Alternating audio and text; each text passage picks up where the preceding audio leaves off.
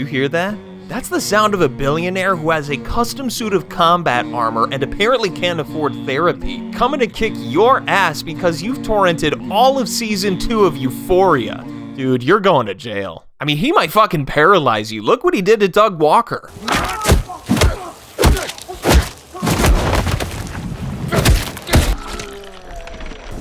I'm vengeance. In this video, I'm gonna be covering all of my favorite Batman properties. So that's what I'm gonna do now.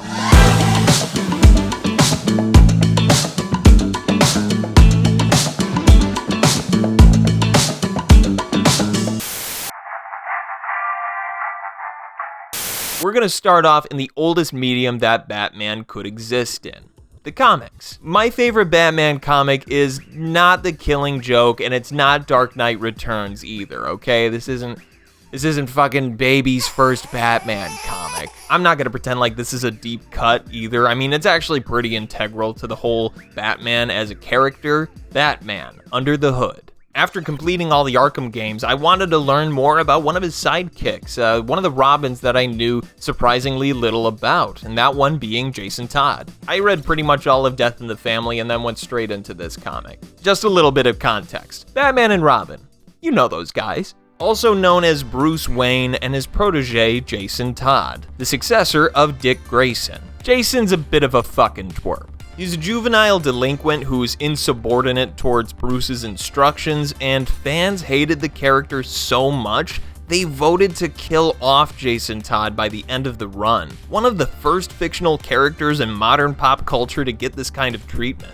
So fast forward a couple years into Bruce Wayne's run as Batman. There's a new player in town and he's causing a ruckus in the criminal underworld, and after a few confrontations, we the audience find out that it's none other than Jason Todd, all grown up, going by the alter ego Red Hood. I really like this comic because it forces Bruce to reconcile with his code. I mean, Jason Todd directly challenges his entire MO, and he even asks the audience, is Batman effective? Is the no-kill code even good enough? If Bruce isn't gonna cross the line for someone like Joker for the sake of Jason Todd, then who's he gonna cross it for? Is it worth crossing that line? It features Black Mask, a villain I like a lot surprisingly, and the scraps between Red Hood and Batman are very interesting to experience.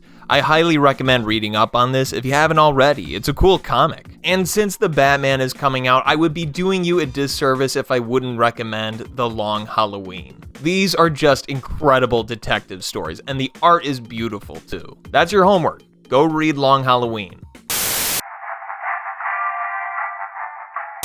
So I don't know what happened, but somewhere during the editing process or me just moving footage around, I lost the camera footage of me talking about the TV shows.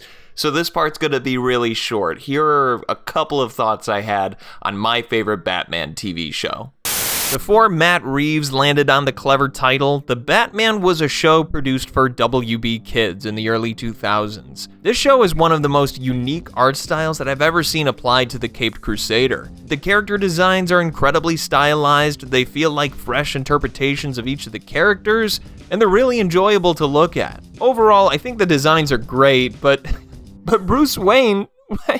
Why does your head look like that? What the fuck? The show has great voice acting, great original characters, and just all around is a good interpretation on the Batman. The animation might be a little off-putting, especially if you're not into the early 2000s era of animation, but I think it's nostalgic. I think it fits.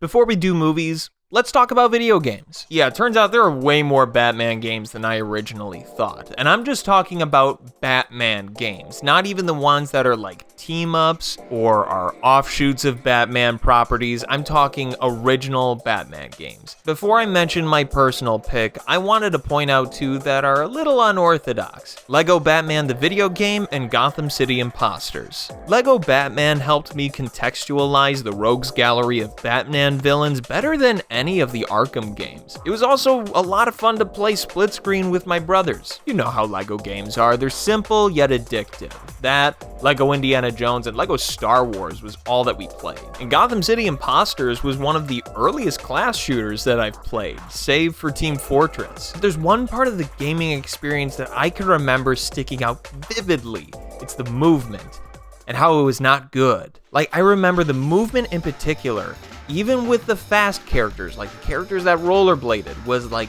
weirdly slow. I wish I could download the game and show you what I mean, but Warner Brothers has seemed to have nuked it off the internet, so fuck me, I guess. My personal favorite Batman video game is Batman Arkham City. Oh my gosh, it was an Arkham game. What else was it gonna be? Injustice?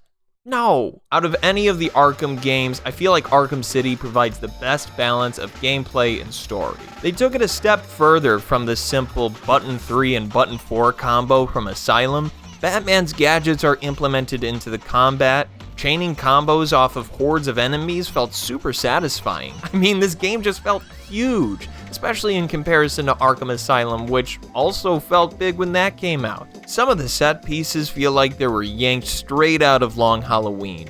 It's a beautiful game with super cohesive design and a story that feels truly unique. Like, the fact that Hugo Strange feels more threatening than the Joker is really impressive. That's a hard task to pull off, and it's not because Joker is underwhelming. Everybody brings their A game. Mark Hamill, Kevin Conroy, amazing performances. I talked about this game a while back in an old video, but I truly believe that this is not just the best Batman video game, it's one of the best video games from the last decade.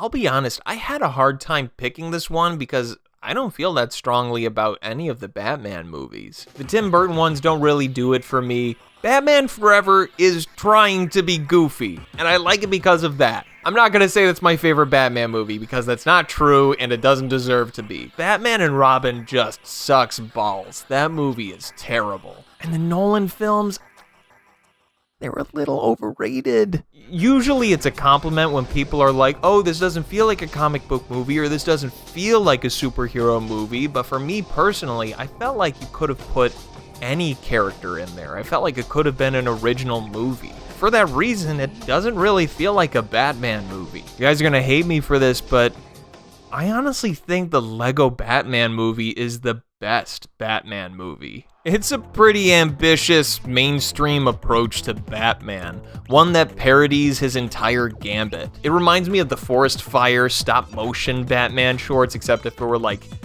not made for adults. Yeah, let's kill that son of a bitch. Lego Batman is an excellent meta love letter to the concept of Batman.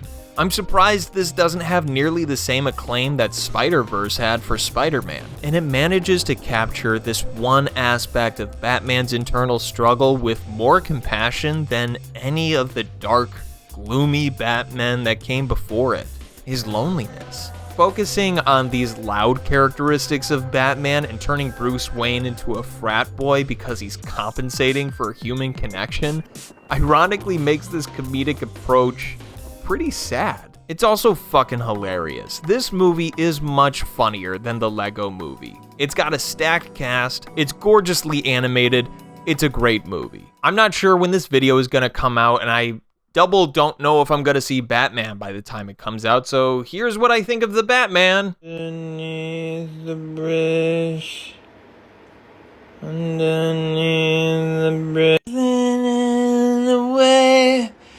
Something. Awesome, totally just saw the Batman. That's how I definitely feel about the movie right now. Be sure to like this video, subscribe. I'm streaming on Twitch now. I might play some Batman games. Who fucking knows? I'm playing Hotline Miami, Tomb Raider, Dishonored, all that shit, so feel free to follow. You know, this would be the part where I do like a funny little goofy sign off, but usually the viewer retention like drops out here, so bye!